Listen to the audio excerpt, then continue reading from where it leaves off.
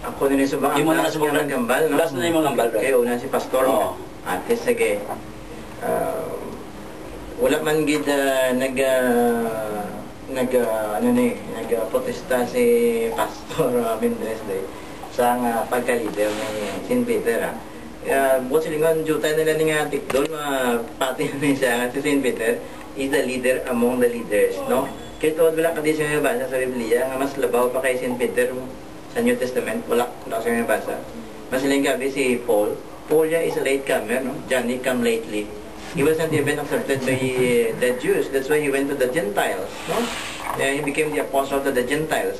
Pero ang tanan sinayaga oversee sila apostle to the Gentiles, ang tanan nga mga apostoles, si St. Peter, that is proven in Acts chapter 15, the Council of Jerusalem in year 49 AD.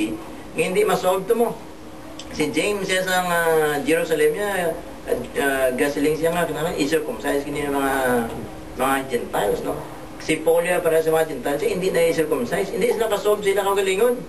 Ang nagtindog dito kag nag-solve to si St. Peter, Acts chapter 15, 7 to 11. Nga, Peter stood up and told them, "You have known that through my mouth the Gentiles should hear the gospel." After sa tuya pagambal ni St. Peter, nagilipos na sila tanan niya. Tignan istorya na nato sila sa ilang kinabuhi, no? Istorya ni Barnabas sa Yanagyan, istorya ni St. Paul sa Yanagyan. Tapos si James, who is the host of the Jerusalem Council, of course may hambal na siya. Pamatbat ito yan natin mo ni para magmayo ang pagpangabuhi sa mga Gentiles sa mga Hudiyo. Amo na inyo pagay mo, no? Not to eat mga sanggol meat, mga manabla, no? Illicit sexual relationship. Pero si Peter gito ang ginbasiya ni James, no?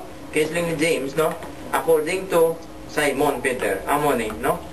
According to what he has said.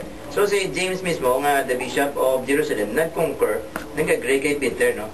Peter clearly, as found in the New Testament, is the first leader of the church, no? Visible leader. Kasi Jesus Christ is the invisible head, no? Pero wala man kita kasiling, no? So kaya naging ang bla pastor nga when we have the Pope, we make the Pope beyond the human authority. Wala man ang Katoliko gamo sila, no? We see the Pope as a human person, but aside from seeing him as a human person, we also recognize the authority given by Christ, no? We don't make the Pope an authority beyond Christ, no? Kasi Christ kigman niya to, yung naghimo sinasing pattern mo. Kung sa Old Testament la, may pattern ganyan mga Hudiyo nga may high priest sila, no? Tapos may priests, kag may mga Levites sila, may hierarchy na mo. Or else kung wala hierarchy, tulupong natin natin, guba na wala na yung proper order. Now, going back sa Matthew 23, nga sila mo, very clear, nga hindi pwede i-lift up above beyond human authority, ang mga pare, di wala makabigapatis na, no? Nga i-lift up naman ng pare beyond human authority. Pero klaro sa ginbasa mo sa Biblia, nga si Saint Paul, gintawag si Timothy nga may son in faith, no? Mo silingon, si Timothy, father niya si Paul in faith, no? Si Titus, father niya man si Paul in faith, no? Kaya mo man niya mga Kristiyano, nahimo sila nga mga Kristiyano through baptism, no? Ang sila mo ito na, repent and be baptized, no? Kaya ang bata, wala man na sala nga maginulsol sila, gin-baptize sila, therefore Kristiyano sila. Kaya ang nag-baptize sila, gintawag ito nga spiritual father. Ang Acts chapter 2, verse 42, in fellowship, amo na yung fellowship subong sa atong Santa Iglesia. When it comes to the saints naman sa Colossians 1:2, 1 Corinthians 1:2, Ephesians 1:1, Philippians 1:1, tanan nga Kristiyano, gintawag na ni Saint Paul nga saints. Wala na question sa Catholic Church.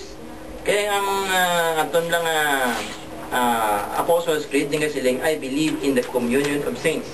Ang communion of saints na pagliusa si mga santos rin sa duta at santos dito sa langit.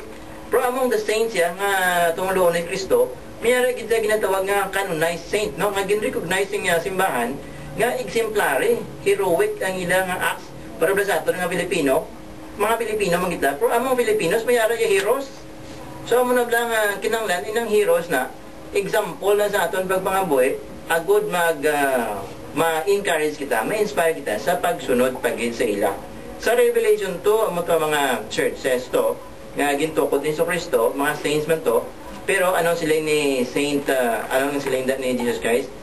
Listen to the churches. The Holy Spirit said, listen to the church. Okay, time na Brad. Thank you Gid. Dr. Intilati, pwede lang sa inyo Brad nga may 1 minute kada isa sa inyo do parting words or conclusion, pwede, kaya?